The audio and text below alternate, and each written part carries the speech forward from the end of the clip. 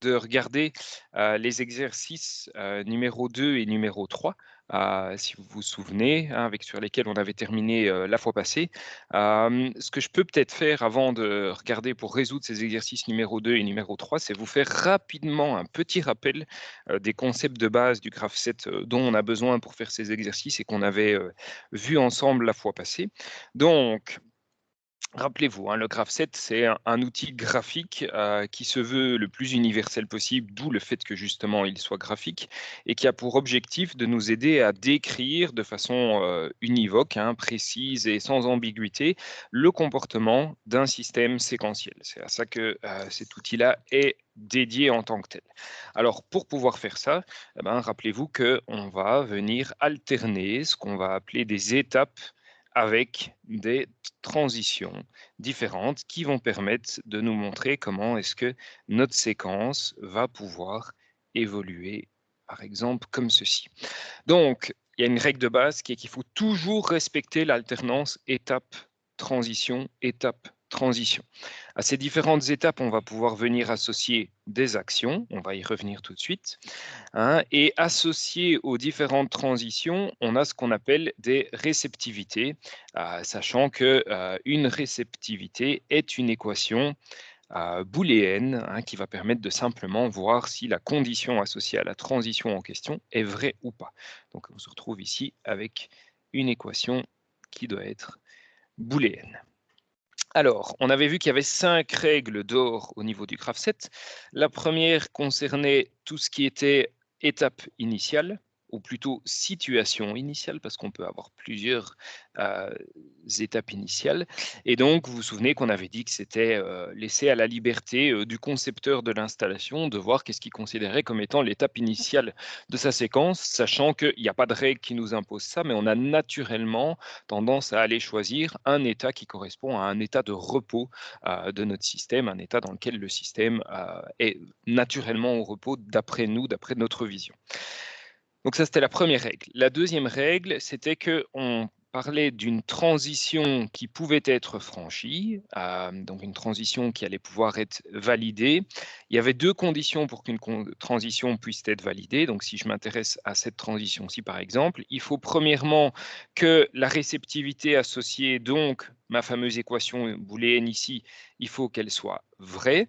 Et il faut également que toutes les étapes qui sont directement avant la transition en question soient actives à ce moment-là. Si toutes les étapes qui sont avant la transition sont actives et que la réceptivité qui est associée à la transition est vraie, alors on va pouvoir venir franchir la transition en question. Qu'est-ce qui se passe quand on vient franchir cette transition? Eh ben, on va simultanément, désolé, je ne suis qu'un pauvre homme, je ne sais faire qu'une chose à la fois.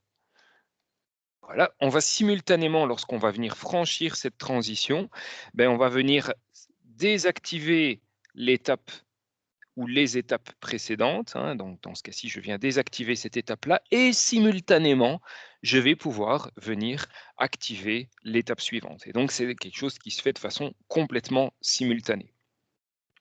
Quatrième règle qu'on avait vue, c'est que si plusieurs transitions peuvent être franchies simultanément, donc plusieurs transitions, si jamais on peut franchir plusieurs transitions simultanément, on le fait. Et donc, ça veut dire que si on était dans une situation telle que celle-ci, donc où on était dans l'étape initiale et qu'on avait les deux réceptivités des deux transitions suivantes qui étaient vraies, on allait passer directement de cette étape initiale à la troisième étape qui est ici, sans passer réellement, sans activer l'étape intermédiaire, donc sans venir activer ici notre étape 2.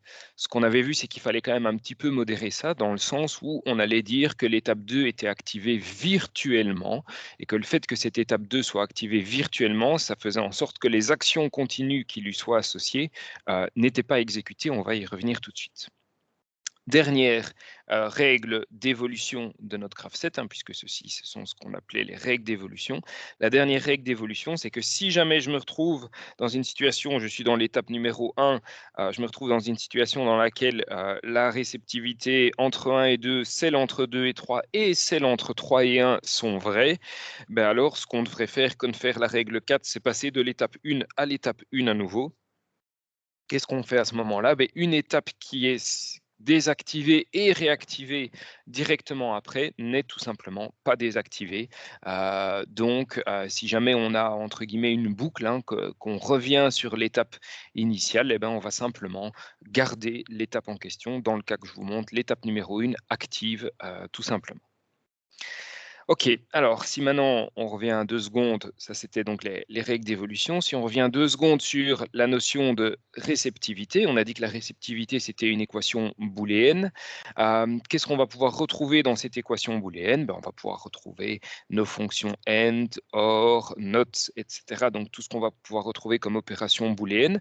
On va pouvoir également retrouver des comparaisons, puisqu'on a la possibilité de comparer une variable avec une autre et voir si le résultat est vrai ou faux. Donc, typiquement, ça, c'est une équation booléenne également. Et alors, on avait la possibilité de venir utiliser deux informations qui sont générées automatiquement par le graphset, à savoir ce qu'on appelait un bit d'activité d'une étape. Donc, pour chacune des étapes, ici est créé un bit x1, x2 et X3 respectivement, qui indique si l'étape en question est active ou pas. Donc on peut venir également utiliser ces informations booléennes dans nos réceptivités. Et on a également, pour chacune de ces étapes, une variable, par exemple 1.t, ici, 2.t et 3.t qui existent, qui sont créés et qui nous permettent de voir depuis combien de temps est-ce que l'étape en question est active. Okay. Et ces variables-là, le i.t, ben, on va pouvoir alors les utiliser, par exemple, dans nos comparaisons sans aucun souci. Donc, on va avoir la possibilité de venir exploiter tout ça dans les réceptivités. Dernière chose sur laquelle je veux vous dire un petit mot, ben, c'est les actions. Et avec ça, j'aurais rapidement rappelé un petit peu les notions qu'on avait vues la fois passée. Donc les actions, elles peuvent être de deux types, deux grands types. Il y a 4 sous-familles, mais il y a deux grands types. Soit on a affaire à des actions qui sont dites continues, c'est-à-dire que ce sont des actions qui sont exécutées quand l'étape à laquelle elles sont associées est active, soit toujours exécuter quand l'étape en question est active, soit on va pouvoir venir mettre une certaine condition. Donc on va pouvoir à ce moment-là dire que sur notre action, ici, on vient préciser une condition booléenne là au-dessus et il faut évidemment que l'étape soit active pour que l'action soit associée, mais également que l'action booléenne, que l'équation booléenne pardon, qui est mentionnée là, nous donne un résultat vrai. Deuxième grand type d'action, ce sont les actions mémorisées. Alors, les actions mémorisées, ce qui est un petit peu particulier avec celle-là, c'est que ces actions mémorisées, elles sont exécutées évidemment lorsque l'étape est active, mais ça revient par exemple à venir dire qu'une certaine variable booléenne est de point égal vrai.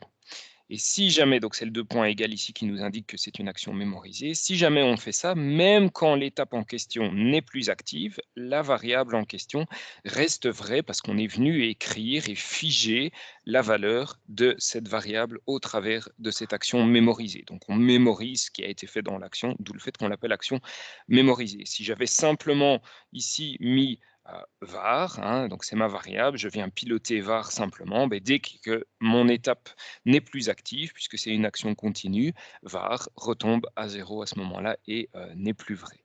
Alors qu'avec l'action mémorisée, même quand je quitte l'étape en question, var reste vrai. On a également la possibilité de venir mettre une sorte de condition autour de l'activation de cette action, hein. On parlait alors d'une action qui était ponctuelle et on pouvait, si vous vous souvenez ici, venir dire qu'on allait réaliser cette action mémorisée quand l'étape venait tout juste d'être activée, donc juste une fois à l'activation de l'étape. On détecte un front montant sur le bit d'activité de l'étape et lorsqu'on passe de 0 à 1, donc lorsqu'il y a un front montant sur ce bit d'activité de l'étape, on exécute l'action mémorisée une fois. Il y avait la même chose avec un front descendant ou bien on pouvait, à l'aide d'un petit drapeau comme ça, venir ajouter également une certaine condition booléenne pour que l'action puisse être exécutée. Alors, pourquoi est-ce que c'est bien important d'avoir ça au clair? Ben, entre autres, parce que quand on va franchir, à cause de notre règle d'évolution numéro 3, plusieurs étapes simultanément, rappelez-vous que les étapes intermédiaires ne sont pas réellement activées. On parlait d'avoir une activation virtuelle de ces étapes. Et si jamais on a une activation virtuelle des étapes, ça va vouloir dire que les... Donc, activation virtuelle, ça va vouloir dire que les actions continues ne sont pas exécutées. Par contre, les actions mémorisées, elles le sont. Elles sont bien exécutées. Donc on va pouvoir, même lors de l'activation virtuelle d'une étape, venir par exemple incrémenter un compteur ou quelque chose comme ça à l'aide des actions mémorisées. Donc ça, il faut l'avoir bien en tête pour comprendre le comportement qu'on va avoir. Voilà. Je ne sais pas s'il y a des questions par rapport à ça. Si vous en avez, n'hésitez pas, c'est l'occasion que je puisse éventuellement repréciser quelque chose. Sacha, tu as une question. Bah, moi, j'ai quand même une question, oui. C'est, du coup, on parle d'action continue mémorisée. Enfin, je sais pas si on peut dire action continue mémorisée, mais comment on impose que ce soit continu mémorisé? Je veux dire, ça se choisit sur Ouais, exactement. En le... fait, c'est toi qui le choisis de par la syntaxe que tu vas venir mettre. Si tu as ton étape qui est ici et que tu dis, moi, je vais, par exemple, j'ai une variable booléenne M1 pour piloter mon premier moteur. Si tu mets ça, c'est une action qui est continue. L'action est exécutée quand l'étape 1 est active et n'est plus exécutée une fois que l'étape 2 est désactivée. Si par contre, tu mets ça, là, tu as une action qui est mémorisée. Elle est mémorisée parce que tu es venu mettre ta variable M1 à vrai et tu imposes à cause du 2 points égal que tu es venu mettre là, zut, tu imposes à cause du 2 points égal qui est là, que cette variable reste avec cette valeur-là, même une fois que l'étape en question n'est plus activée. Ok, donc c'est vraiment ça la Ok, différence. Les actions mémorisées, on va toujours retrouver ce 2 points égal dedans qu'on ne va pas retrouver dans les actions continues. Et ça nous indique qu'on vient mémoriser l'action, justement. ok, très bien. Merci beaucoup. Il n'y a pas de quoi. Oui, Joseph. En fait, monsieur, si on a déjà un variable qui est déjà mémorisé, comment on va le désactiver? On doit Ah, passer par une autre action et faire... exactement. Tu dois un petit peu plus loin, tu as tout à fait raison. Tu vas devoir un petit peu plus loin dans ta séquence. Ne pas oublier de venir dire que tu dois le remettre à false. Et c'est ça tout le piège de travailler avec les actions mémorisées. Et c'est pour ça, vous aurez l'occasion de pratiquer ça au laboratoire, mais que moi, je vous encourage fortement à essayer d'éviter de travailler avec les actions mémorisées parce que c'est hyper pratique au moment où on mémorise, hein. Si après, pendant les 4 étapes qui suivent, je sais que j'ai besoin que cette variable reste à 1, ben ok, je ne dois pas me soucier de ça. Mais si tu oublies de la désactiver, bah, tu es cuit derrière. Et donc, moi, personnellement, c'est ce que j'avais noté dans les slides, je vous encourage plutôt, quand c'est possible, à ne pas travailler avec ces actions mémorisées. En tout cas, quand on est simplement sur des variables booléennes, hein. Comprenons-nous bien, quand il s'agit de Mhm. venir incrémenter un compteur et ce genre de choses, tu n'as pas le choix. C'est d'office une action mémorisée. Mais quand c'est juste une variable booléenne, faites attention avec ça. Ok, parfait, merci. Il n'y a pas de quoi. Ça va, pas d'autres questions? Sacha, tu as toujours la main levée, mais c'est sans doute pour la question précédente, hein, j'imagine. Oui, c'est ça. Ok, très bien. Parfait. Alors, ceci étant dit, on va donc pouvoir revenir sur l'exercice numéro 2 que je vous avais demandé de faire. Donc, on est avec la ligne d'embouteillage telle qu'on l'avait la fois dernière, mais au lieu d'avoir un bouton start, un bouton stop, et d'avoir un mode automatique où on bouchonnait les bouteilles à la suite sans intervention de l'opérateur, ici, on est avec un mode semi-automatique.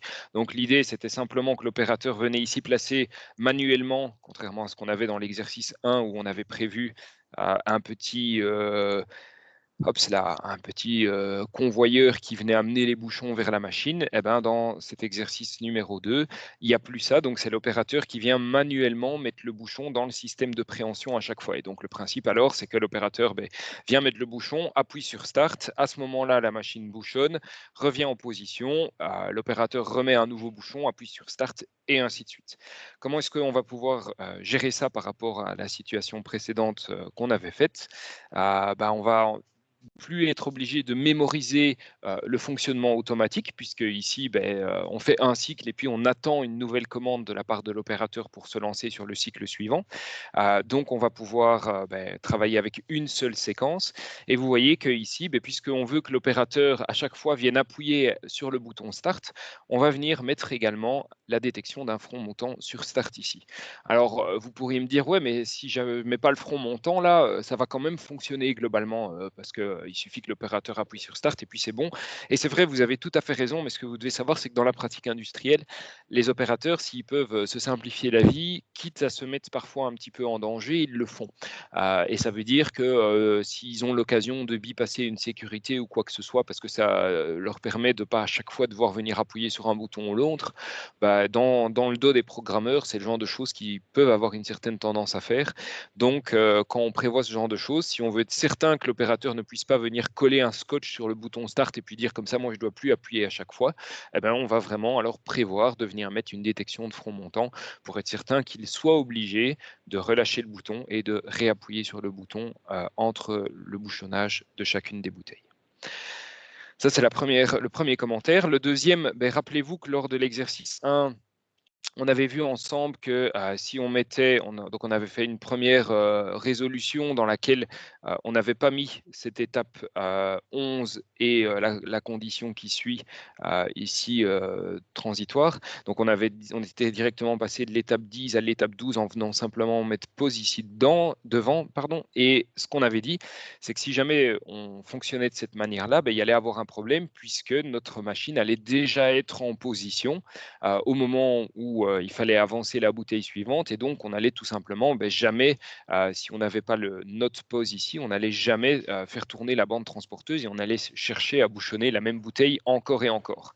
Donc, à l'époque, on avait résolu ça en amenant une étape intermédiaire, mais depuis lors, on a vu qu'on pouvait travailler justement avec des fronts montants, d'où le fait que vous voyez qu'une autre façon de faire, et la façon de faire précédente était aussi correcte, on aurait très bien pu ici également faire comme on l'avait fait juste avant si on le souhaitait, et donc venir dire plutôt qu'en partant de 10, je venais sur une étape ici dans laquelle j'allais mettre note pause et puis venir mettre une étape en plus dans laquelle je mettais pause, pas de problème, ça fonctionne.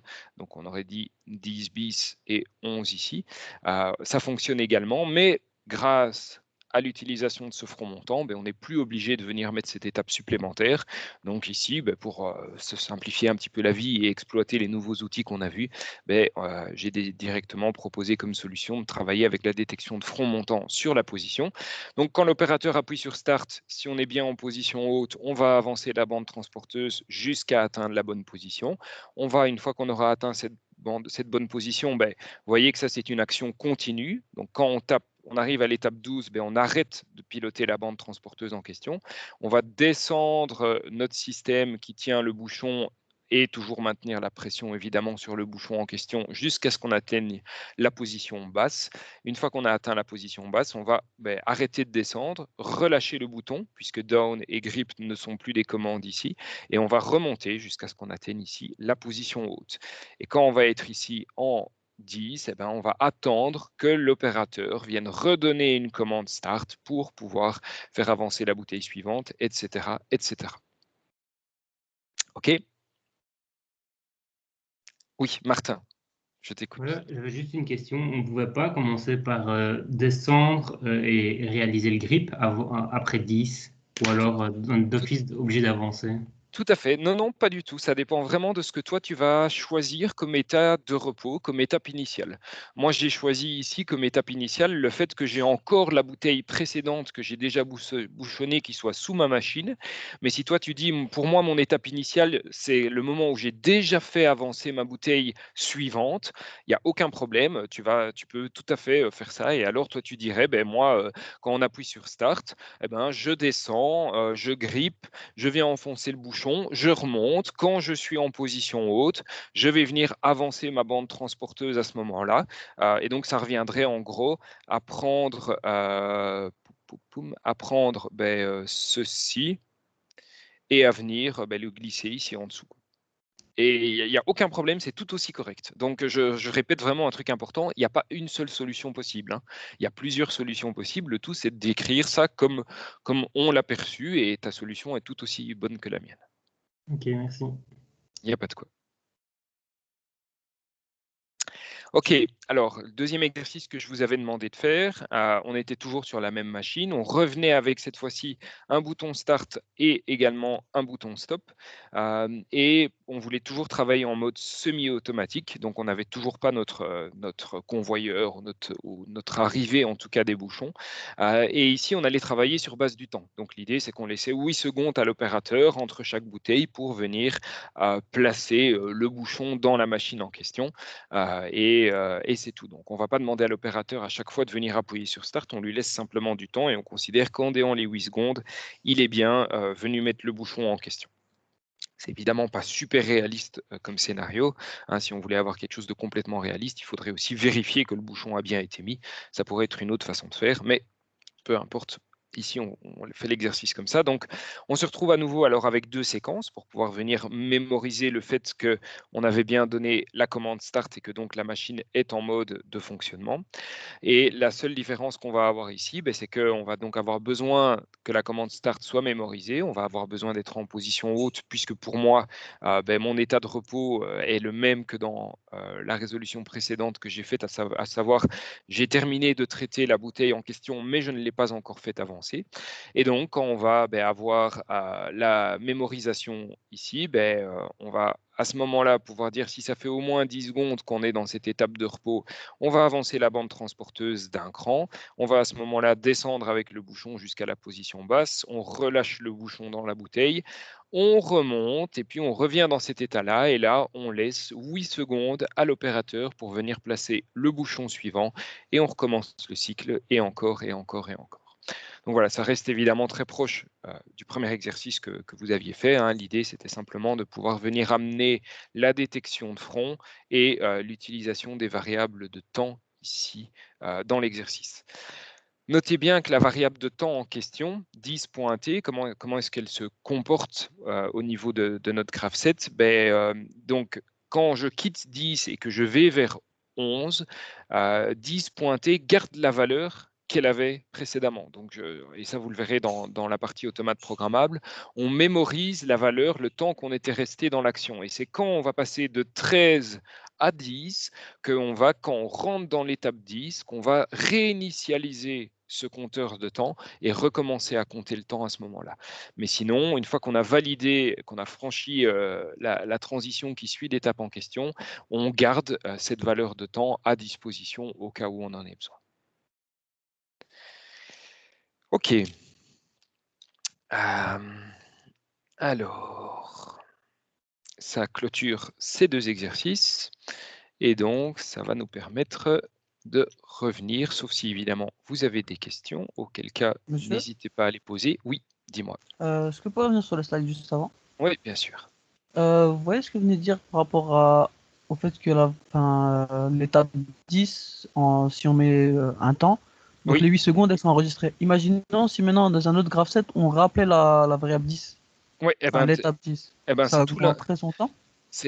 Alors, tu ne saurais pas dans un autre graph set avoir la même étape 10. Si tu as un autre graph set, tu ne peux pas avoir le même nom d'étape. Le nom d'étape doit être unique au sein de la séquence qui est représentée là, mais aussi au sein de l'ensemble de ces séquences qui vont former globalement ton graph set.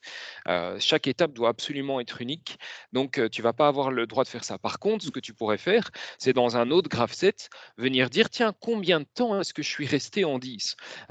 Et ça, bon, ici, dans l'exemple que je donne ici avec cette machine toute simple, ça n'a pas grand intérêt, mais sur certaines installations, tu pourrais te dire, tiens, je suis resté un temps assez marqué dans telle étape, ça peut me laisser supposer que ceci ou cela, et ça pourrait t'amener à choisir d'activer une branche ou une autre, ou à faire certaines choses dans d'autres séquences. Donc c'est pour ça qu'on mémorise le temps qu'on est resté dans l'étape. Ici, on l'utilise dans l'exemple que j'ai donné, on l'utilise directement dans la transition qui suit l'étape en question, mais on pourrait tout à fait aller l'utiliser ailleurs et plus tard, et c'est ça l'intérêt d'avoir mémorisé le temps qu'on est resté dans l'étape.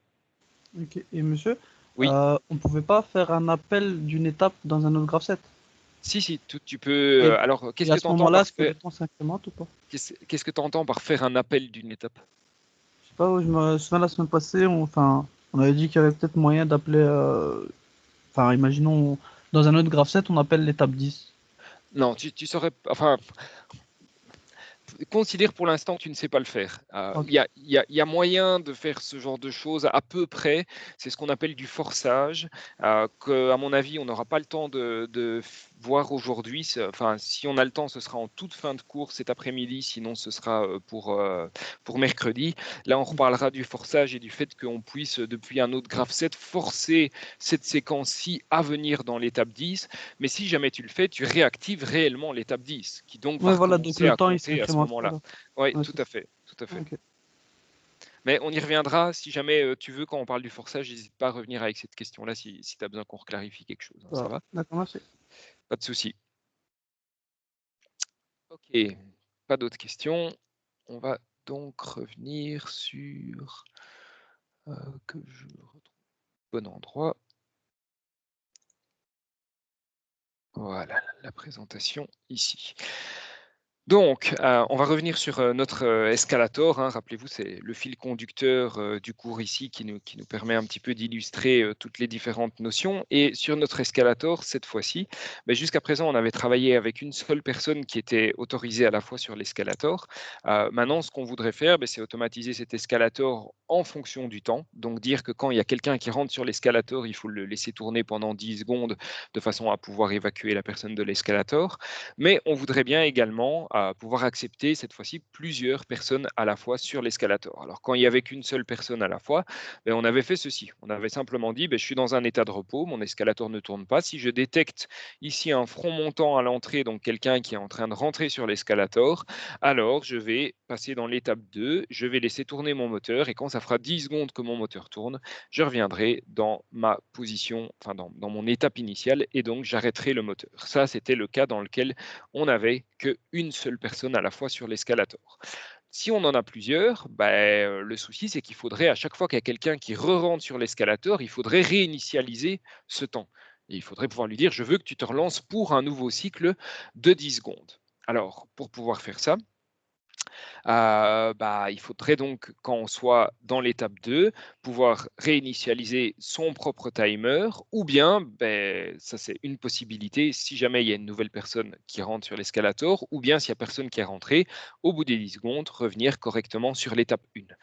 Donc ça veut dire que si je prends la position de l'escalator en étape 2, je suis en train de faire tourner mon moteur, j'ai deux choix. Soit il y a quelqu'un qui rentre et je relance mon timer, soit il n'y a personne qui rentre, je suis arrivé au bout de mes 10 secondes, j'arrête à ce moment-là de faire fonctionner le moteur. Donc je dois pouvoir faire un choix et partir vers une évolution ou bien une autre évolution dans ma séquence. Et ça, c'est ce qu'on va faire avec ce qu'on va appeler une divergence en ou, qui est la partie que vous voyez en rouge, enfin en bordeaux ici sur le slide. Donc, c'est une structure qui va nous permettre de choisir d'aller vers une branche ou bien une autre branche. Notez bien que quand on fait ça, on respecte encore et toujours l'alternance étape, transition, étape, transition, qui me permet de revenir à une étape, transition, étape, et ici, une autre transition possible qui vient se reboucler juste avant une nouvelle étape. Donc il faut être vraiment attentif à toujours respecter cette alternance étape-transition, hein. Je vous le disais lors du cours la semaine passée, parce que c'est quelque chose d'important. Et donc, c'est pas pour rien que cette branche-ci, elle est connectée là et qu'elle n'est pas connectée ici. Si jamais j'étais venu la reconnecter là au-dessus, ben, je me serais retrouvé à partir de 2 à venir sur une transition et puis à avoir une nouvelle transition qui allait la suivre directement, ce qu'on ne peut absolument pas avoir, ça ne respecte pas les règles de base de la construction du graph set. OK? Donc, soyez attentifs avec ça, il faut évidemment venir se reboucler au bon endroit quand on vient faire ça. Et donc, ceci, ben, c'est ma fameuse divergence en OU, hein, qui va me permettre de choisir une branche ou bien une autre branche. Et donc, ça nous permet maintenant d'un petit peu parler des structures de graph set, hein. La structure de base, c'est celle qu'on avait déjà vue, c'est la plus simple, où on va se contenter d'avoir une étape initiale, d'avoir des alternances, étape transition, et puis de revenir simplement ici. On pourrait éventuellement ne pas avoir d'étape initiale, et alors, ben, justement, on aura besoin de la notion de forçage qu'on verra plus tard, comme je le disais, pour pouvoir à un moment quand même activer cette séquence-là. On en reparlera le moment venu. Une deuxième séquence, ben, c'est donc ma fameuse divergence en OU qu'on vient de voir ici, une divergence en OU qui est là au-dessus, qui permet donc d'aller vers deux branches différentes qui peuvent mener à une convergence en OU là derrière. Et donc le principe, c'est bien de dire que quand je suis dans cette étape là au-dessus, si la réceptivité associée à la transition de gauche est vraie, ben, je vais venir activer la branche de gauche. Si jamais c'est celle qui est de droite qui est vraie, je vais venir activer la branche de droite. Donc je vais activer une branche ou bien l'autre, et on pourrait éventuellement avoir plus que deux possibilités, on pourrait avoir plus de possibilités encore. Alors, une chose auquel il faut vraiment être attentif, c'est que vous ne pouvez avoir qu'une de ces deux réceptivités qui soit vraie en même temps. Pourquoi est-ce que c'est comme ça? Parce que si jamais vous deviez avoir les deux réceptivités qui sont vraies en même temps, en imaginant que je sois donc dans un état dans lequel j'ai pour l'instant mon étape là au-dessus qui soit active, si jamais je devais avoir ceci qui est vrai et ceci qui est vrai en même temps, ben, rappelez-vous les règles d'évolution du graph set, hein. La transition est validée et peut être franchie si toutes les étapes qui la précèdent sont actives et si la réceptivité est vraie. Donc, ça veut dire que pour la branche de gauche, ben, là, ça serait vrai, donc je pourrais venir dans cette branche-là, mais j'aurais également la même chose sur ma branche de droite. Et à cause de la règle d'évolution numéro 4 qui dit que si plusieurs étapes peuvent être franchies simultanément, elles le sont, eh ben, je viendrai ici évoluer vers une situation dans laquelle j'aurais activé les deux branches en même temps et donc j'aurais activé deux étapes. Et donc, en fait, je n'aurais pas fait un choix d'aller vers la gauche ou la droite, j'aurais ici activé les deux. Donc, ça peut être intéressant de pouvoir faire ça. On y reviendra d'ailleurs, mais c'est pas ce que je souhaitais faire ici. Ici, je souhaitais activer une branche ou bien l'autre et ne pas venir activer les deux branches simultanément. Alors, ok, apparemment, il y a quelqu'un qui s'amuse à sortir Sacha de la réunion. S'il y a moyen d'arrêter ça, ça serait bien aimable, histoire qu'il puisse suivre le cours paisiblement, si vous voulez bien. Ok, revenons sur les explications que je donnais. Donc, pour éviter ça, pour éviter qu'à un moment on se retrouve à venir activer nos deux branches en même temps, qu'est-ce qu'on va faire? Eh ben, on va devoir prêter attention au fait que les transitions qui sont ici et là doivent avoir deux réceptivités qui doivent être mutuellement exclusives, de façon à s'assurer qu'elles ne puissent jamais, toutes les deux, être vraies simultanément. C'est quelque chose qui n'est pas acceptable, sinon notre divergence en OU va se transformer comme étant une divergence en et une activation des deux branches en parallèle. Donc, il va falloir s'assurer que ces deux réceptivités-là soient mutuellement exclusives. C'est le premier point d'attention ici et qui est vraiment un point important. Second point qui est important, qui est plus un conseil qu'une règle, c'est qu'à chaque divergence en ou que vous allez avoir ici devrait se retrouver quelque part une convergence en ou là derrière, de façon à venir refusionner entre guillemets les deux branches qui s'étaient, enfin la branche qui s'était splittée en deux, en une seule branche. Ici derrière, c'est ce qu'on va appeler la convergence en ou. Le standard ne l'impose pas, mais moi je vous encourage fortement, quand vous mettez une divergence en ou, à vous dire que plus tard, il faudra certainement avoir une convergence en ou pour pouvoir garder quelque chose de propre et de net et de lisible, hein. Rappelez-vous que un des maîtres mots de ce graph set, c'est lisibilité, quoi. Clarté, lisibilité. C'est absolument ça qu'on veut. On veut que ça ne soit pas sujet à interprétation. On veut que ce soit univoque. Et donc, il n'y a pas de problème à rajouter des étapes supplémentaires. Il n'y a pas de problème à faire un graph set plus long si ça le rend plus lisible et moins ambigu. On va y revenir tout de suite après. Nathan, tu as une question, je t'écoute. Oui, en fait, je comprends juste pas pour la convergence en ou, il y a aussi des conditions, parce que je vois pas à quoi ça servirait de mettre des conditions pour la convergence, vu que si par exemple celle de droite est valide, bah, on revient comme celle de gauche au même endroit. Oui, mais cependant, dans cette étape-ci, et également dans celle-là, ben, tu vas avoir des actions qui sont associées, tu vas avoir une série de choses qui vont se passer sur ton procédé, et il y a un moment où tu vas dire, ben, je veux arrêter de faire ça sur mon procédé pour avancer vers l'étape suivante. Et ce qui permet de voir quand est-ce que tu arrêtes de faire les actions associées à cette étape-là, eh ben, c'est justement la condition qui est ici là derrière. Donc tu dois vraiment le voir. En gros, c'est comme si une fois que tu avais choisi la branche de gauche, c'est un peu comme si la branche de droite, elle n'existait plus et que tu évoluais de façon linéaire. Et donc, tu dois respecter l'alternance, étape, transition, etc. à ce moment-là. Ouais, ok, ça va, ouais. Ça va? Très bien. Alors, de toute façon, vous allez tout de suite, je donne encore un tout petit mot d'explication et puis vous allez tout de suite pouvoir faire un exercice avec ça. Donc, vous allez pouvoir vous y frotter tout de suite. Alors, il y a deux façons spéciales d'utiliser la séquence en OU, hein, donc le choix de séquence. Soit ça va être, comme on l'a ici, une façon de venir faire ce qu'on appelle un saut d'étape. C'est-à-dire que, par exemple, je me retrouve dans cette étape-ci en fonction d'un certain compteur, soit si je suis inférieur à une certaine valeur, je vais venir réaliser des opérations ici et puis aller là, soit si j'ai déjà atteint une certaine valeur, eh ben, je vais directement aller ici. Donc ça permet en gros de court-circuiter les étapes qui sont là, c'est ce qu'on va appeler un saut d'étape. Notez bien qu'on a toujours bien étape, transition, étape, hein. On respecte toujours cette alternance. Ça, c'est une façon particulière de l'utiliser. L'autre façon de l'utiliser, c'est ce qu'on va appeler la reprise de séquence. Et donc là, l'idée, c'est étape, transition, étape, transition, étape. Et ici, je me retrouve avec ma divergence en OU qui est là et qui me permet soit de continuer à avancer dans ma séquence, soit de revenir en arrière et de reboucler dans ceci un certain nombre de fois si c'est nécessaire avant d'évoluer plus loin dans ma séquence. OK? Donc ici, ma divergence en OU, elle est là et ma convergence, ben, elle est en gros ici, quoi. C'est toute cette partie ici qui va servir alors de convergence en OU. Donc elle est moins lisible évidemment à ce moment-là qu'elle ne l'était ici. OK?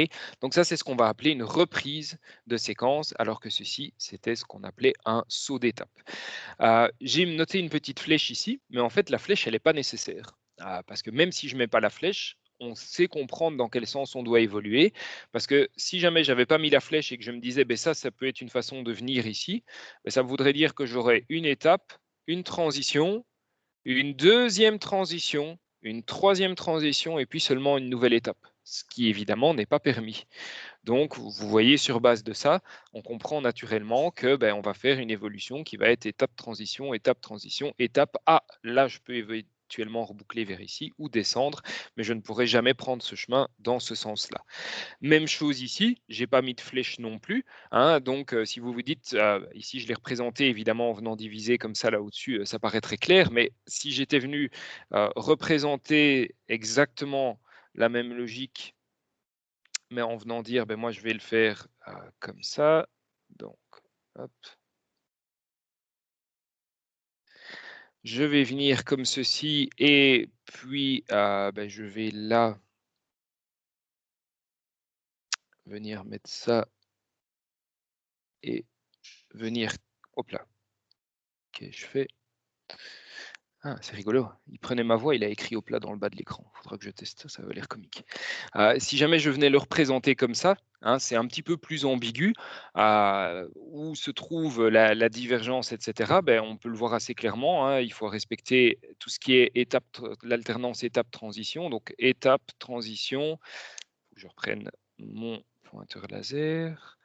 Donc étape, transition, étape, transition, étape, transition. Ben, vous voyez que je ne peux pas remonter par là, parce que sinon je reviens sur une transition, et puis encore une transition avant de venir sur une étape. Donc inévitablement, je vais descendre dans cette branche ou descendre au travers de cette branche-là, mais je ne pourrai pas remonter.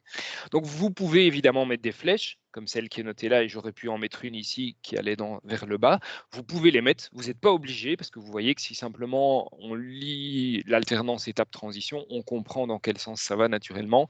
Mais si ça rend les choses plus claires pour vous, n'hésitez pas à en mettre évidemment. Comme je vous ai dit à nouveau, le principe de base, c'est de venir enlever toute ambiguïté qui pourrait y avoir. Alors si maintenant on essaye de revenir sur l'exemple de notre escalator avec cette divergence en haut, maintenant qu'on a compris ça, on peut voir comment est-ce que ça fonctionnerait. Donc je suis dans un état de repos, il y a quelqu'un qui arrive sur l'escalator, ça me permet de lancer l'escalator et le moteur, et puis j'arrive ici, et soit après 10 secondes, il n'y a personne d'autre qui est venu sur l'escalator, j'arrête le moteur, soit ici, je détecte à nouveau le fait qu'il y ait quelqu'un qui soit venu, et je relance l'étape 2 ici pour un tour. Alors, il y a déjà un problème par rapport à ce que je vous ai expliqué, c'est que vous voyez ici que je n'ai pas d'exclusivité. Donc, imaginons qu'il y ait quelqu'un qui arrive ici à l'entrée de l'escalator juste au moment où je suis arrivé avec un temps de 10 secondes. Qu'est-ce qui va se passer à ce moment-là? Il va se passer que je vais venir activer l'étape 1 et simultanément l'étape 2. Et donc, je vais me retrouver avec les deux étapes qui sont actives en même temps, ce qui va mener évidemment à avoir des problèmes sur mon installation, ce qui n'est pas quelque chose de souhaitable. Donc ça, il va falloir adapter pour s'assurer que les deux étapes soient mutuellement exclusives, c'est la première chose. Secondo, juste pour voir, hein, je l'ai noté avec une flèche ici, mais vous voyez qu'on a bien l'alternance étape, transition, hops, étape. Donc je me retrouve bien avec non pas un saut d'étape, mais une reprise de séquence comme on avait vu avant. Donc, si maintenant je viens adapter ça, je vais venir corriger en disant que je veux, donc en gros, en venant rendre mes deux conditions ici mutuellement exclusives, je vais donner la priorité à une des deux branches. Et dans mon cas, j'ai dit que la priorité, c'était le fait qu'il y ait quelqu'un qui vienne sur l'escalator. Pourquoi est-ce que c'est comme ça? Parce que si jamais je suis dans l'étape 2 et qu'il y a simultanément quelqu'un qui vient sur l'escalator et que j'arrive au bout de mes 10 secondes, vous voyez que la transition que je vais valider, ça va être celle-ci. Donc, je donne une priorité si jamais les deux conditions front montant sur P1 et le temps de l'étape 2 supérieur à 10 secondes, si les deux devaient arriver en même temps, je donne la priorité sur la détection du front montant d'une nouvelle personne qui rentre sur l'escalator. J'aurais très bien pu faire l'inverse. Donc maintenant, pas de problème, c'est bien mutuellement exclusif, j'ai plus ce souci-là. Par contre, si je suis dans mon étape 2 et que j'ai en effet quelqu'un qui rentre à nouveau sur l'escalator, je vais donc pouvoir franchir la transition qui est ici, puisque l'étape qui précède est active, que la réceptivité associée à la transition est vraie, et donc je vais venir franchir et je vais revenir sur l'étape 2. Alors rappelez-vous la règle numéro 5, la règle d'évolution numéro 5, une étape qui est désactivée et réactivée directement reste active. Conclusion, la bonne nouvelle, c'est que le moteur ne va pas s'arrêter, mais donc mon étape 2 reste active. Et donc mon timer n'est pas réinitialisé. Il va simplement continuer à compter. Et donc, pas de chance pour moi, façon de parler, ou plutôt pour la deuxième personne qui monte sur l'escalator ici. Elle n'aura pas droit à 10 secondes de fonctionnement de l'escalator avant qu'il ne s'arrête. Donc, qu'est-ce qu'il va falloir faire pour éviter ça? Ce qu'on pourrait faire, c'est simplement venir rajouter une étape intermédiaire. Dans ce cas-ci, je vais dire que si jamais mon moteur est en train de fonctionner et qu'il y a un front montant sur l'entrée de quelqu'un, je vais venir dans l'étape 2, dans laquelle le moteur M1 fonctionne aussi. Donc, je n'ai pas d'à-coup. Mon moteur passe d'une étape dans laquelle il fonctionnait à une autre étape dans laquelle il fonctionne également. Mon moteur continue à fonctionner. Et par contre, je vais bien, en activant l'étape 2, réinitialiser le timer de l'étape 3. Une fois que la personne ne sera plus en front montant devant le capteur, donc en gros, dès directement après, dès que ce sera plus un front montant, je vais pouvoir réactiver l'étape 3, désactiver l'étape 2, et quand je réactive l'étape 3, je réinitialise son timer, ce qui permettra bien que le deuxième passager ait droit à ces 10 secondes avant que l'on revienne dans l'étape initiale. Donc vous voyez qu'en faisant ça, on a rajouté entre guillemets une étape, on pourrait dire pour rien, parce qu'on fait les mêmes opérations dans l'étape 2 et la 3. En réalité, ce n'est pas pour rien, c'est nécessaire pour réinitialiser ce timer. Et je répète encore une fois ce que je vous ai dit il y a 5 minutes. Il n'y a pas une course à celui qui arrive à faire la séquence avec le moins d'étapes possible. N'hésitez pas à utiliser plus d'étapes, ce n'est pas quelque chose de gênant.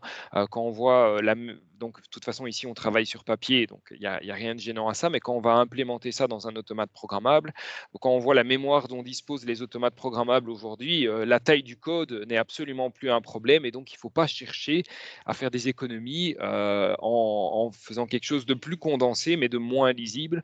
Moi je suis vraiment quelqu'un de partant pour dire s'il faut multiplier les étapes, on le fait. L'important, c'est que ce soit le plus lisible et le plus compréhensible possible. Très bien. Ceci étant Monsieur, dit, oui, dis-moi. dans le cas où on prend un compteur qui est externe au graph7, est-ce qu'il s'est aussi réinitialisé après l'étape? Un compteur, pas du temps, alors un tout simple compteur, tu veux dire? Du temps. Ah, un compteur du temps. Donc ce serait la variable 3 pointée, alors c'est ça ici? Ouais, c'est ça, par exemple. Oui, celle-là, elle est réinitialisée quand tu réactives l'étape 3. Donc c'est pour ça Et que si j'ai maintenant, fait... par exemple, on arrive à l'étape 3 et on lance un compteur qui n'est pas lié au graph7, en fait. Je veux dire un compteur, comment je peux dire ça? Ouais, un autre compteur pour quelque chose d'autre. C'est ça, voilà. Ouais, mais alors tu le réinitialiseras sur base d'une autre condition. S'il n'est pas lié au graph7, a priori, c'est pas ton graph7 qui va gérer ce compteur-là, puisque tu me dis qu'il n'est pas lié au graph7. Ok, ça. T'es d'accord? Je suis pas sûr d'avoir tout à fait compris. J'arrive pas à visualiser la situation que tu as imaginée, mais si tu veux, pendant la pause de midi, n'hésite pas à essayer de coucher ça sur un petit morceau de papier. Tu me l'envoies par mail et je regarderai ça et je te répondrai volontiers après. Ok, ça va. Ça va? Monsieur, Oui. en fait, dans le cas précédent, on n'arrivait pas à réinitialiser le variable parce que l'étape 2, il était activé tout le temps. C'est Mais ça. pour arriver à réinitialiser ça, on devait le désactiver et réactiver, c'est ça? C'est ça, tout à fait, parce que ta variable du temps, elle est remise à zéro au moment où tu passes l'étape d'un état inactif à un état actif. Or, dans cette situation-ci, l'étape 2 restait active quand il y avait une nouvelle personne qui se présentait ici à l'entrée. L'étape 2, elle était entre guillemets désactivée, mais réactivée dans la foulée. Et confère la règle d'évolution numéro 5, une étape qui est désactivée et réactivée dans la foulée n'est pas désactivée. Elle reste Oui. active tout le temps. Donc, à cause de ça, tu ne réinitialisais pas ton timer. Ok, oui, c'est clair. Ça va? Et c'est pour ça qu'on est venu rajouter cette troisième étape qui permet simplement de venir désactiver, réinitialiser ce timer en désactivant l'étape 3. Oui, parfait. Ok. Alors, petit exercice. Je vais vous laisser 10 minutes pour bosser là-dessus. Donc, on continue sur notre machine à embouteiller, exercice numéro 5. La seule différence là maintenant par rapport à la situation précédente, on est en mode full automatique. Bouton start, bouton stop ici pour mémoriser l'état dans lequel on est, mais on n'a pas toujours une bouteille qui est présente sous la machine.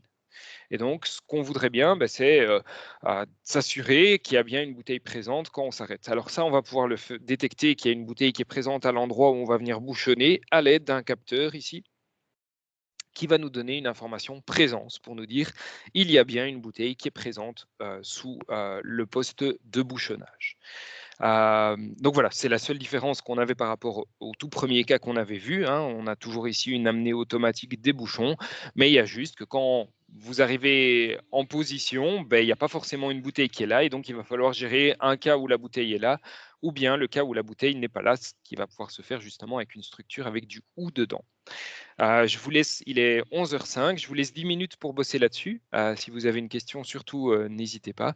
Je reste à côté de mon PC, évidemment, et on résoudra cet exercice-là dans 10 minutes alors. Et puis après, on pourra continuer à avancer dans les notions. Et après la divergence en ou, on va s'intéresser à la divergence en et cette fois-là, et un petit peu voir comment est-ce qu'on peut gérer alors cette autre situation particulière. Voilà, je vous laisse, je coupe mon micro, comme ça je peux juste m'assurer que tout va bien avec ma petite fille, mais je reste à côté de l'écran, donc n'hésitez pas si vous avez des questions.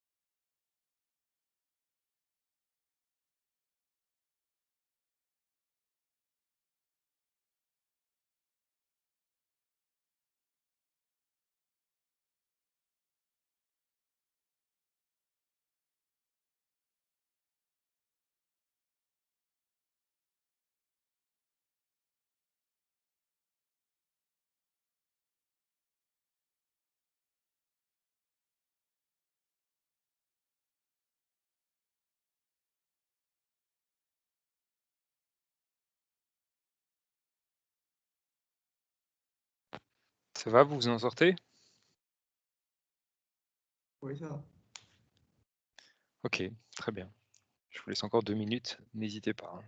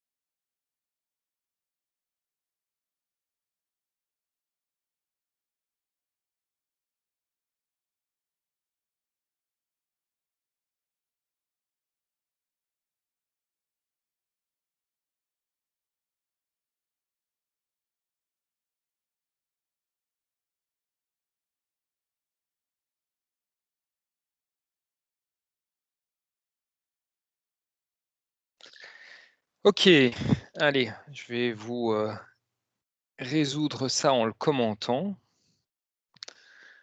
Donc, je reprends le petit énoncé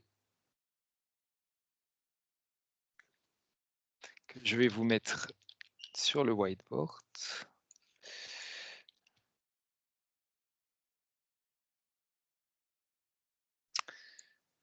Voilà, comme ça on a ça ici à disposition. Puis on va chercher à résoudre l'exercice en question. Bon, alors on a à nouveau, moi je vous conseille à nouveau de travailler avec 2 séquences, hein, une qui va permettre de gérer les modes de marche et l'autre qui va nous permettre de gérer la logique en tant que telle. Donc si on fait ça, ben, ça veut dire que je vais avoir ici une première étape initiale, que lorsque je vais appuyer sur Start, je vais arriver dans une étape qui correspond au fait que ma machine soit fonctionnelle, jusqu'à ce que j'appuie ici sur Stop simplement.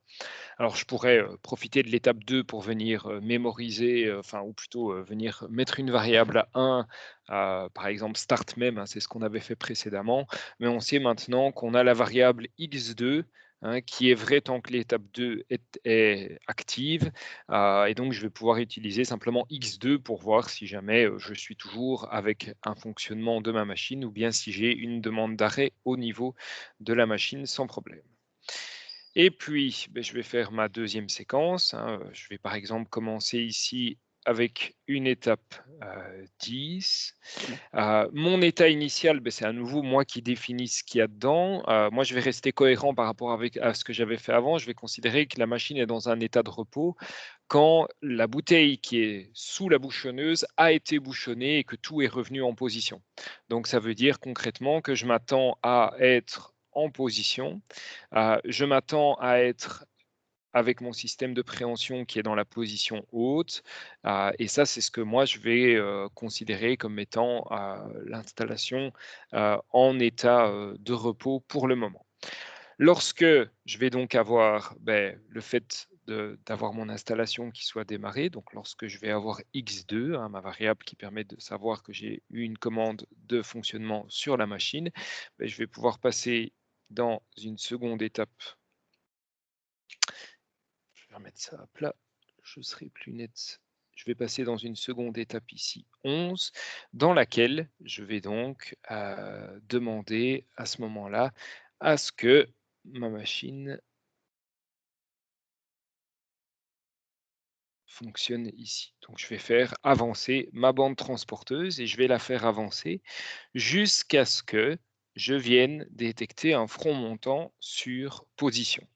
Et là, il y a deux cas différents qui peuvent se présenter. Alors, soit je vais pouvoir gérer les deux cas directement dans la transition que j'ai dessinée ici, ou bien, ce n'est pas obligatoire de faire comme ça, mais je peux venir mettre une étape en plus et derrière cette étape-ci, venir justement gérer mes deux cas de figure. Et les deux cas de figure, c'est soit il y a présence d'une bouteille, soit il n'y a pas présence d'une bouteille. Alors, s'il y a présence d'une bouteille, je vais pouvoir continuer vers mon étape suivante dans laquelle je vais venir descendre mon système de préhension tout en faisant un grip pour tenir le bouchon jusqu'à ce que j'ai atteint la position basse. Ça correspond exactement à ce qu'on avait déjà fait précédemment. Ceci, et je vais à ce moment-là revenir dans l'étape qui va me permettre de remonter mon système de préhension jusqu'à ce que j'ai atteint ma position haute et venir reboucler à ce moment-là. Ça, c'est la première possibilité. La deuxième possibilité, et donc on va bien venir se mettre ici, ça va être de dire je n'ai pas la présence d'une bouteille à ce moment-ci. Donc je suis embêté par le fait que je n'ai pas la présence d'une bouteille. Donc qu'est-ce que je vais faire? Je vais venir ici, reboucler et me remettre. Et donc, ma condition, c'est not présence. Je vais venir reboucler et me remettre dans l'étape 11 pour relancer le moteur pour un tour. Donc ça, c'est une façon de faire. Le petit inconvénient de cette façon de faire, c'est que vous voyez qu'on va passer par l'étape 11, 12, et puis si on n'a pas présence, on va revenir sur l'étape 11. Mais ça veut dire que ici, je vais arrêter le moteur à chaque fois. Et donc, je vais à chaque fois arrêter et redémarrer le moteur tout de suite derrière, ce qui n'est peut-être pas idéal. Donc, on aurait peut-être pu se dire, plutôt que de fonctionner comme ça, pour éviter d'avoir cette difficulté-là, ce qu'on aurait peut-être plutôt pu faire, c'est venir dire, ici, on doit avoir un front montant sur position et avoir la présence d'une bouteille. Et alors, à ce moment-là, on va directement venir évoluer vers notre étape 13.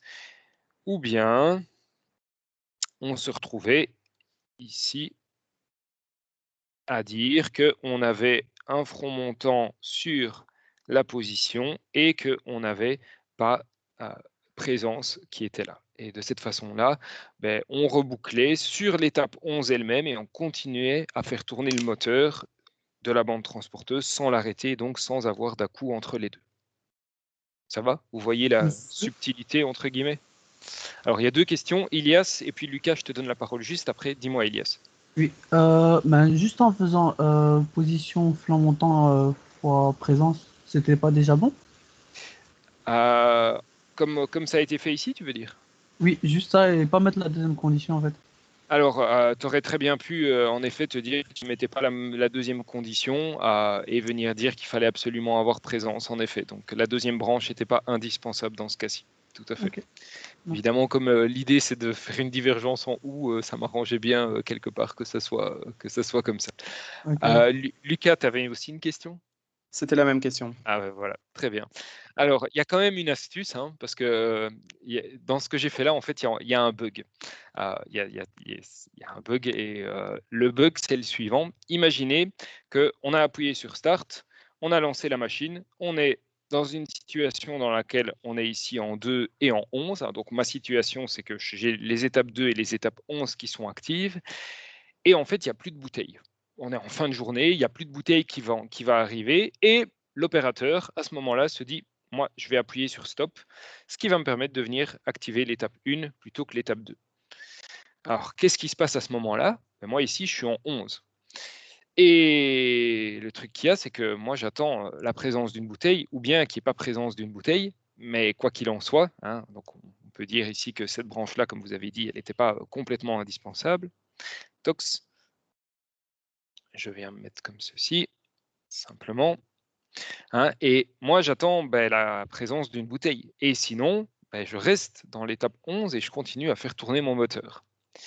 Et en fait, ma machine, je vais tout simplement jamais savoir l'arrêter tant que je ne vais pas remettre une bouteille dedans. La bande transporteuse, elle va continuer à tourner et encore et encore et encore et encore et encore.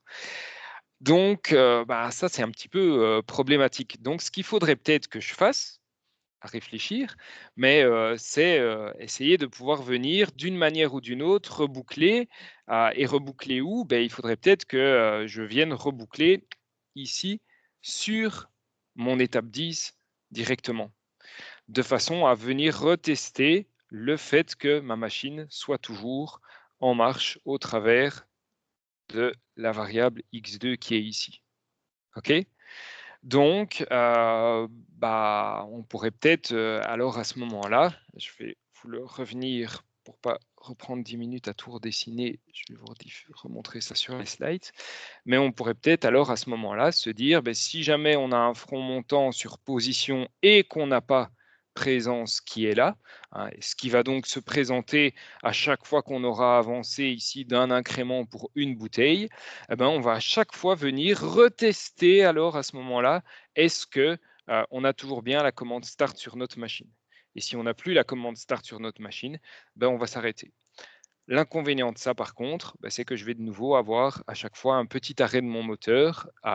Encore que, est-ce que je vais réellement avoir l'arrêt de mon moteur? Je suis dans l'étape 11. Je n'ai donc pas de bouteille qui est présente, mais j'arrive en position. J'arrive dans l'étape 10, je suis toujours bien en position haute. Et si j'ai toujours ma commande start qui est mémorisée, vous voyez que je réactive mon étape 11. Donc, bonne nouvelle, à cause de la règle d'évolution numéro 5, une étape qui est désactivée et réactivée directement dans la foulée reste active. Vous voyez qu'on va rester avec notre étape 11 qui va être simplement active et donc on ne va pas avoir d'à-coup au niveau du moteur de la bande transporteuse, contrairement à ce qu'on pourra avoir comme première impression ici. Donc ça va être une façon de gérer ça et d'être certain que si on donne une commande d'arrêt, on arrive quand même à réellement avoir l'arrêt qui soit effectué sur la machine. C'est subtil, je ne dis pas le contraire. Oui. Il y a quand même un souci, non, par rapport au moteur, il va s'arrêter à chaque fois du coup. Non, justement, il ne va pas s'arrêter parce que regarde, quand tu es dans l'étape 11, si jamais tu arrives en position mais qu'il n'y a pas présence d'une bouteille, tu passes par l'étape 10. Mais tant que tu pas... Pardon? Non, continue, j'écoute. Mais comme ici, tu n'as pas donné de commande de stop et que tu es toujours en position haute, vu que tu n'as pas touché à ton système de préhension, cette transition-ci, elle reste vraie.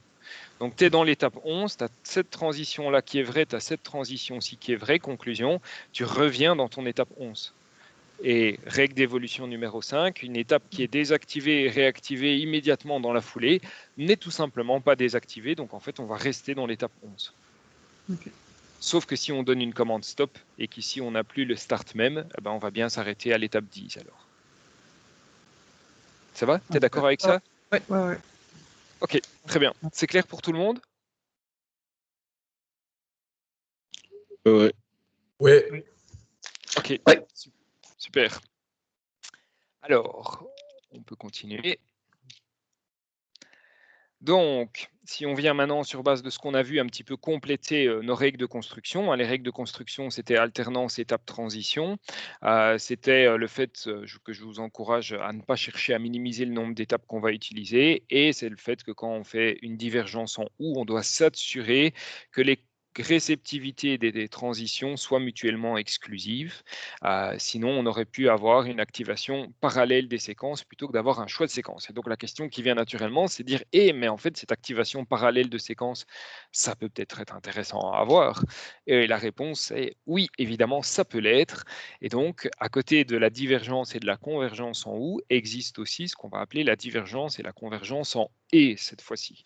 Alors, graphiquement, on représente la différence en venant mettre une double barre ici, de part et d'autre. Et vous voyez que par rapport à ce qu'on avait avec notre divergence et convergence en et, il y a quand même quelque chose qui est assez différent, puisque quand on était en ou, pardon, il y a quelque chose qui est assez différent, puisque quand on était avec une divergence en ou, c'était comme ceci que ça se présentait. Et on avait donc une division, et puis après la division des branches, on se retrouvait avec nos deux transitions qui étaient présentes et on venait en activer une des deux. Ici, comme l'idée, c'est de venir activer les deux branches, on se retrouve avec la transition qui est avant la division ici. Okay, donc on met une double barre pour bien marquer que c'est un « et », mais vous voyez également qu'au niveau de la position de la transition, il y a une différence par rapport à ce qu'on avait avec notre « ou ». Même chose au niveau de la convergence, puisque quand on était sur une convergence en « ou », on se retrouvait ici avec deux branches qui fusionnaient et menaient à ceci ensuite. Donc on avait bien deux branches, on avait nos transitions et puis la pseudo-fusion, tandis qu'ici, vous voyez que le principe, ça va être quoi? Le principe, c'est que on a donc nos deux branches. On va pouvoir passer de l'étape qui est ici à cette étape-là et simultanément cette étape-là. On va avancer dans les deux séquences. Mais pour pouvoir réactiver l'étape qui est là tout en dessous, il va être nécessaire qu'on ait terminé l'évolution dans les deux branches. Donc, il faudra être ici et là, et que cette transition-ci soit vraie pour qu'on puisse venir activer l'étape qui est là-bas tout en dessous. Donc, conclusion, on se retrouve avec une condition qui est précédée par deux étapes. Et là, rappelez-vous la règle d'évolution numéro 2.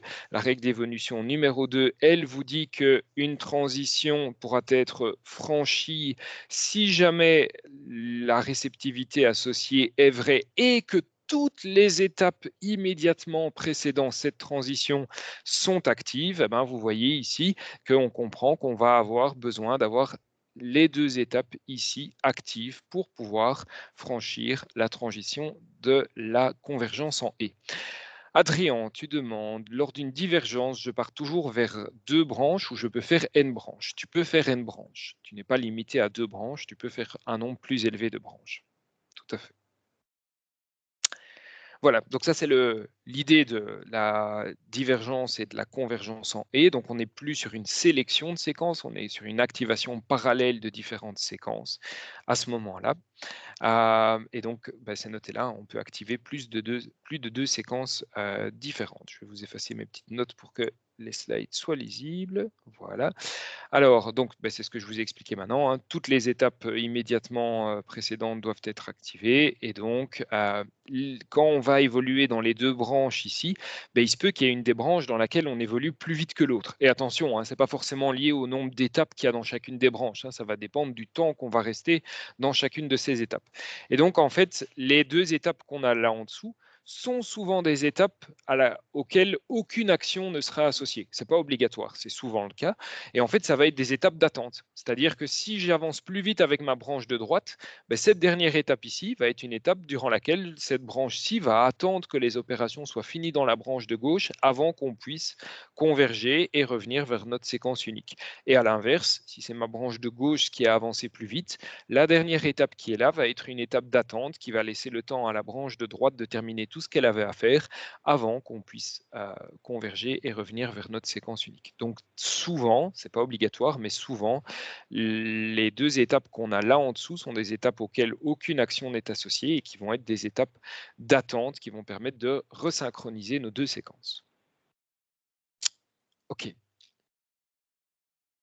Si maintenant on essaye de venir illustrer ça sur notre escalator, alors c'est un peu tiré par les cheveux, hein, je l'avoue, j'en suis complètement conscient et je vous avais dit que l'idée c'était d'essayer de vous illustrer toutes les notions à l'aide de cet escalator et qu'il y a certains moments où je devais un petit peu tordre l'utilisation de l'escalator pour pouvoir illustrer des concepts, c'est le cas ici. Donc maintenant ce qu'on va supposer c'est qu'on prend notre escalator qui est limité à un seul passager et qu'on a donc un capteur ici au début. Quand on va voir le capteur arriver, on lance le moteur pour une durée de 10 secondes, donc on fonctionne sur base du temps, mais on voudrait que cet escalator il puisse être utilisé par des personnes malvoyantes. Et donc l'idée, ce serait quoi? Ce serait que quand les personnes montent sur l'escalator, il y ait un son qui prévienne pour dire bienvenue sur l'escalator et que quand on est presque au bout là au-dessus, on puisse dire attention, vous arrivez au bout de l'escalator. Ça serait l'idée. Donc, on a ici un capteur qui permet de détecter qu'on est presque à la sortie de l'escalator à ce moment-là. Qu'est-ce qu'on souhaiterait avoir comme fonctionnement? On souhaite avoir un fonctionnement où quand une personne s'engage dans l'escalator, le moteur se lance pour 10 secondes. C'est ce qu'on a ici dans la branche de droite et c'est ce qu'on avait déjà fait précédemment. Quand on est au bout des 10 secondes, notre moteur va tout simplement venir s'arrêter et on revient dans notre état initial. Et on voudrait, quand le moteur se lance, passer donc un message d'accueil. Donc on va ici venir, quand on rentre dans l'étape 12 et uniquement à ce moment-là, et vous le voyez grâce à la condition qui est indiquée ici, le front montant sur l'étape 12, on va venir jouer un certain son pour souhaiter la bienvenue à la personne. Et quand on va détecter qu'on arrive ici au bout, on va à ce moment-là venir jouer également un son en lui disant attention, vous êtes presque arrivé au bout de l'escalator. Et puis, une fois que ça c'est fait, on va passer simplement dans une étape ici qui est l'étape 14, qui est donc bien une étape d'attente qui va nous permettre d'attendre que la durée de fonctionnement de l'escalator, les 10 secondes en question, soit complètement écoulée avant qu'on vienne arrêter le fonctionnement du moteur. Donc c'est ce que je vous disais, cette étape-là, ici, est une étape qui permet d'attendre cette branche-ci et donc les 10 secondes en question. Le danger avec... Oui, Martin, tu as une question avant que je me lance dans la suite, je t'écoute. Oui, c'était juste pour l'étape d'attente. Du coup, on ne met pas d'action dans le graphe 7. Je veux dire, on met juste 14, par exemple. Oui, c'est ça. Et c'est une étape dans laquelle on va aller. Tu vois qu'au niveau de la lecture des sons qu'on voulait faire ici, il n'y a plus rien à faire. On est juste en train d'attendre que le timer du fonctionnement du moteur soit écoulé. Donc c'est pour ça que je vous disais que souvent, pas toujours, mais souvent dans les étapes d'attente, il n'y a pas d'action associée parce que l'étape est juste là pour attendre que la deuxième branche ait fini son travail. OK. Alors, oui. En fait, pourquoi on est obligé d'attendre si il y a déjà le sound almost there, ça veut dire on a déjà coulé 10 secondes pour arriver Non, on n'aura pas forcément déjà écoulé les 10 secondes. Ça pourrait, mais si l'idée ici du son, c'est de prévenir la personne malvoyante, tu ne vas pas la prévenir qu'elle est au bout. Tu vas la prévenir qu'elle est presque au bout, qu'il faut qu'elle s'attende à rencontrer le bout de l'escalator. Tu vois, donc on considère que ce n'est pas au bout des 10 secondes. Et en plus de ça, si tu vas avoir un escalator comme ça, en réalité, tu vas toujours laisser tourner le moteur 1 ou 2 secondes en plus. Tu ne vas pas l'arrêter immédiatement dès que la personne est descendue non plus, tu vois. Donc voilà, simplement pour ça. Mais comme j'ai dit, c'est un exemple un peu tiré par les cheveux, j'en suis hyper conscient, mais ça permet de ne pas devoir amener une nouvelle notion, que je ne sois pas obligé de vous représenter un autre procédé et de quand même illustrer les différents outils qui sont à disposition. Alors, imaginons, je reviens 2 secondes là-dessus, imaginons maintenant qu'on ait un cas dans lequel la personne ici qui allait s'engager, finalement, elle ne s'est pas dit qu'elle allait s'engager, elle a hésité et puis ici, devant l'escalator, elle a fait demi-tour et elle est descendue. Mais qu'est-ce qui se passerait oula, comment j'ai fait ça moi? Qu'est-ce qui se passerait alors à ce moment-là? Ce qui se passerait à ce moment-là, c'est qu'on risque de ne jamais voir le capteur ici, présence quasiment à la sortie, qui devienne vrai. Et donc, conclusion, ici, je vais bien arriver dans mon étape 22 avec mon moteur M1, il va fonctionner pendant 10 secondes. Mais même quand cette réceptivité ici sera vraie, si l'étape 22 est active, pas de souci. Mais si ici, je suis resté coincé dans l'étape 12, je ne vais jamais arrêter mon moteur. Je ne vais jamais pouvoir venir reboucler ici, je vais rester dans un état dans lequel je serai en 22, j'aurai un temps supérieur à 10 secondes, mais peu importe, mon moteur continuera à tourner et je resterai ici coincé dans l'étape 12. Donc on pourrait imaginer, pour éviter ça, de venir combiner ce qu'on a fait avec notre divergence et notre convergence en et, avec également une divergence en ou qui permettrait de faire un saut d'étape et de dire que si ça fait déjà 10 secondes que notre moteur est en train de tourner, on devrait normalement avoir quelqu'un qui est arrivé sur le capteur à la fin, mais si ce n'est pas le cas, on bypasse cette condition-là et on vient simplement directement activer l'étape 14 de façon à pouvoir arrêter l'installation. Donc voilà, c'était simplement pour vous montrer que ici, on va pouvoir combiner des divergences en et, en ou et venir mettre tout ça ensemble. Toute cette logique, on aurait également pu la réaliser en venant à faire ça dans 2 séquences séparées. Et donc là, l'idée, ce serait quoi? Je reprends le développement que je viens de faire.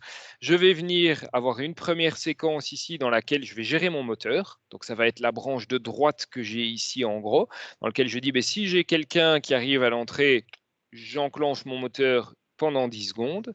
Et puis, la deuxième branche que j'ai ici, je vais le faire avec une deuxième séquence dans laquelle je vais dire, quand je détecte en effet qu'il y a quelqu'un qui rentre sur mon escalator ici, je vais venir reprendre mon étape 12, mon étape 13, et alors je vais venir synchroniser les deux séquences. Donc, on sait qu'après 13, on arrivait en 14 qui avait pour objectif d'attendre les 10 secondes sur l'étape 22. Quand on avait atteint les 10 secondes sur l'étape 22, on revenait en 1. C'est bien le cas ici. Quand on a atteint les 10 secondes sur l'étape 22, on revient en 1.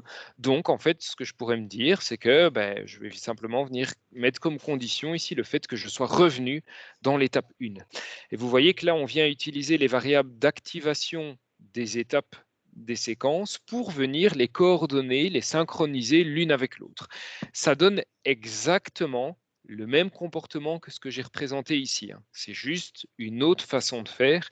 Et quand on va arriver avec des séquences qui vont devenir potentiellement très longues, très grandes, très complexes, ça peut devenir plus facile et plus lisible de venir les découper en différentes sous-séquences et de venir les coordonner. On verra ça cet après-midi, en l'occurrence. OK, tout ça pour vous montrer qu'il y avait également moyen de faire ça comme ça. Et donc, notre étape d'attente a physiquement disparu, mais en réalité, on attend toujours bien d'avoir fini ces 10 secondes à l'aide de la condition qui vient sur la variable x1 ici. Alors, pour pouvoir illustrer ça, j'aurais bien voulu que vous fassiez l'exercice 7 là maintenant. Et donc, je vais vous le présenter et puis je vais vous laisser bosser là-dessus et on le résoudra ensemble après la pause. Donc, on pourra reprendre à ce moment-là sur base de ça. Alors, l'exercice 7, on revient sur notre machine de bouchonnage, mais on va plus se contenter de seulement mettre des bouchons sur les bouteilles. On va en plus vouloir gérer ici l'étiquetage de la bouteille. Et donc, pour ce faire, on a une deuxième partie à l'installation qui va permettre de venir coller les étiquettes. On va pouvoir venir coller l'étiquette avec une commande forward, venir reculer après avec une commande reverse, et on va savoir qu'on est venu coller l'étiquette la bouteille à l'aide d'un capteur qui donne une information in et savoir qu'on a dégagé l'espace à l'aide d'un capteur qui donne l'information out à ce moment-là. Vous voyez qu'on se retrouve avec une bouteille dans chacun des emplacements, donc il n'est plus question d'avoir de bouteilles vides pour le moment. Et donc, on vous demande à nouveau de concevoir la séquence qui va permettre de gérer ceci. Donc, vous pouvez évidemment vous rebaser sur ce qu'on avait déjà fait les fois d'avant pour toute la partie bouchonnage, mais il faut en plus maintenant venir gérer l'étiquetage. Et je ne vous dis pas si le bouchonnage et l'étiquetage durent la même durée ou s'il y en a un qui est plus rapide que l'autre. Vous devez prévoir qu'on avance, on évacue la bouteille que quand on a terminé et l'opération de bouchonnage et l'opération d'étiquetage également. Si jamais il y en a parmi vous qui sont hyper motivés, vous pouvez également jeter un œil à l'exercice 13 qui est le même, mais dans lequel on va en plus se retrouver avec des emplacements vides à certains moments. OK ? Donc, si jamais vous avez une inspiration dingue là maintenant et que vous avez envie de passer votre temps de midi à faire les exercices, je vous encourage à faire les deux. Sinon, essayez pour les 5 minutes qui nous restent de jeter un œil à l'exercice 7 là maintenant. Et on commencera par regarder la résolution de cet exercice cet après-midi avant de se lancer dans la suite. Et la suite, on va s'attaquer à des structures un petit peu plus évoluées, un petit peu plus complexes à ce moment-là, dans lesquelles on va évidemment venir exploiter nos divergences et nos convergences en et en ou également. Ça va ? C'est clair pour vous? Oui. Très bien. Eh ben, je vous laisse alors tranquillement regarder ça et on se retrouve dans 1 heure. On commencera donc par résoudre l'exercice 7 avant d'avancer dans la suite de la matière. Bon appétit à vous et à tout de suite.